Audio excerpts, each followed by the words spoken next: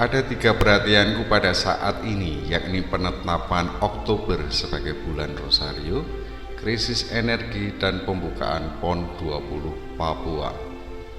Penetapan Oktober sebagai bulan Rosario berawal dari penetapan tanggal 7 Oktober sebagai Pesta Santa Perawan Maria Ratu Rosario.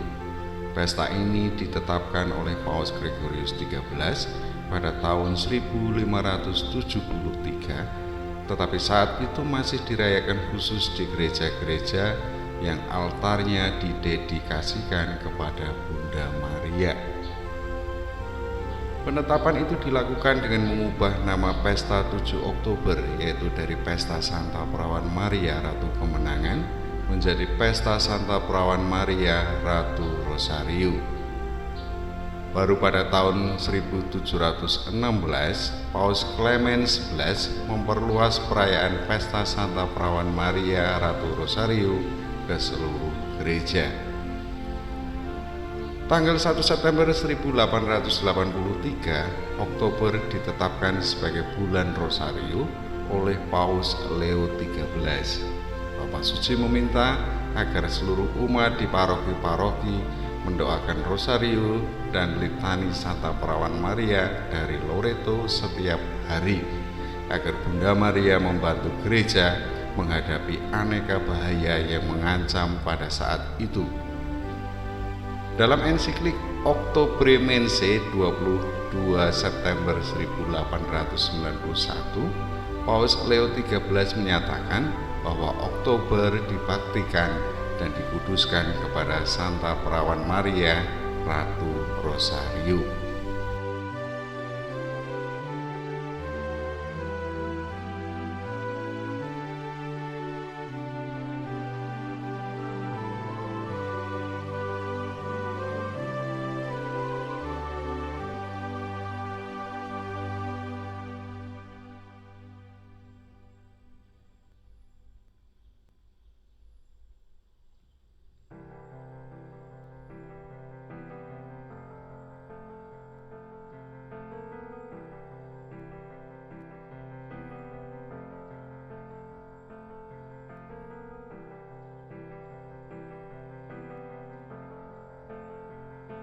Dikutip dari laman cnbcindonesia.com tanggal 1 Oktober 2021, krisis energi saat ini sedang melanda beberapa negara di dunia.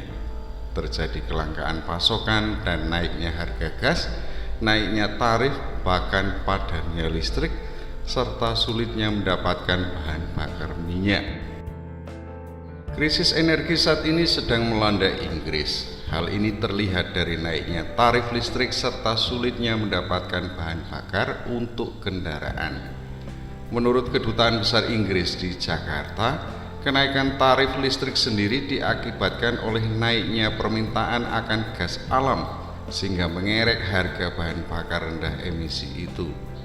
Inggris sendiri merupakan negara yang saat ini cukup intens dalam menggunakan gas untuk keperluan kelistrikannya. Kedubes Inggris di Jakarta mengatakan naiknya harga gas alam ini mungkin juga akan dirasakan oleh negara lainnya. Hal ini disebabkan harga gas alam yang naik merupakan harga global di mana setiap negara yang ingin mendapatkannya perlu mengeluarkan dana yang lebih banyak. Sebenarnya Inggris secara drastis telah mengurangi ketergantungan batu bara. Namun tak dipungkiri, saat pasokan energi seret September lalu, Inggris menghidupkan lagi pembangkit West Burton A untuk mengamankan listrik pertama kali dalam 6 bulan sebelum pensiun tahun 2022. Krisis energi yang terjadi di Inggris juga membuat lebih dari 2.000 pompa bensin di negeri itu kering. Krisis gas membuat warga Inggris terpaksa berebut BBM dengan industri yang kehabisan sumber pembangkit listrik. Cina juga mengalami krisis energi. Aktivitas pabrik Cina menyusut akibat pembatasan penggunaan listrik. Ini meningkatkan banyak kekhawatiran mengenai nasib negara ekonomi terbesar kedua di dunia tersebut. Sebuah survei yang dirilis Kamis 30 September 2021 sebagaimana dikutip dari Guardian menunjukkan aktivitas pabrik Cina mengalami kontraksi pada bulan September. Ini pertama kali terjadi kepada Cina sejak pandemi melanda pada Februari 2020. Angka-angka menunjukkan bahwa output turun akibat perlambatan produksi di industri yang mengkonsumsi energi tinggi. Salah satunya seperti pabrik yang memproses logam dan produk minyak. Krisis listrik di Cina terjadi ketika permintaan energi negara itu melonjak melewati tingkat pra-pandemi. Namun, pembatasan impor batu bara dari Australia akibat pertikaian politik menekan pasokan komoditas itu. Cina diketahui merupakan konsumen batu bara terbesar saat ini. Sebelumnya krisis energi ini juga terhubung dengan ambisi pemerintah dalam mengurangi emisi karbon pada 2030. Presiden Cina Xi Jinping berencana untuk mulai menghentikan operasional pembangkit batu bara dan menggantinya dengan energi terbarukan.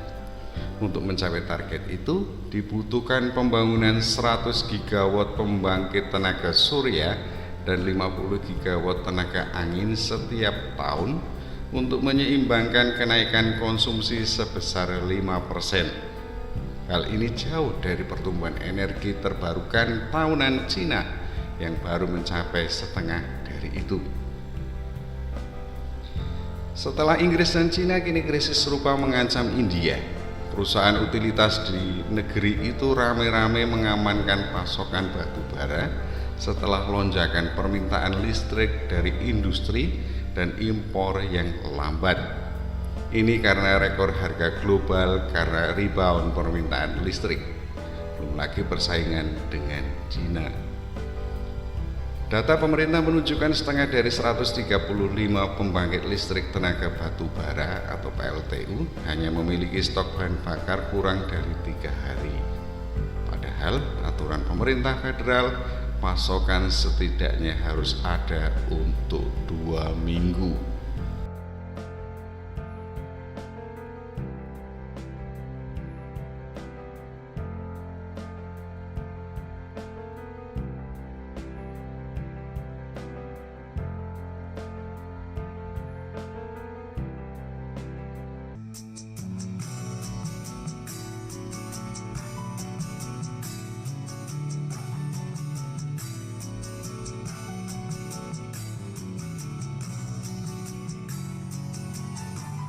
Upacara pembukaan Pekan Olahraga Nasional 20 di Jayapura, Provinsi Papua berlangsung meriah.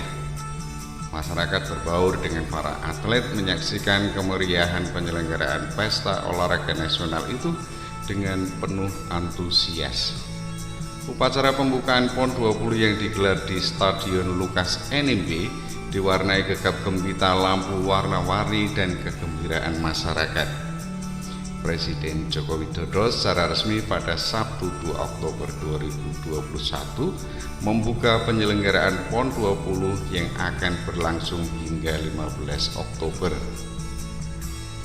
Mengenakan jaket bertuliskan PON 20 Papua, Presiden Joko Widodo disambut lantunan lagu Aku Papua yang dibawakan Edo Kondologit, Noella Elizabeth Auparai, dan Mikael Jakari Milena serta para penari mengenakan pakaian khas Papua.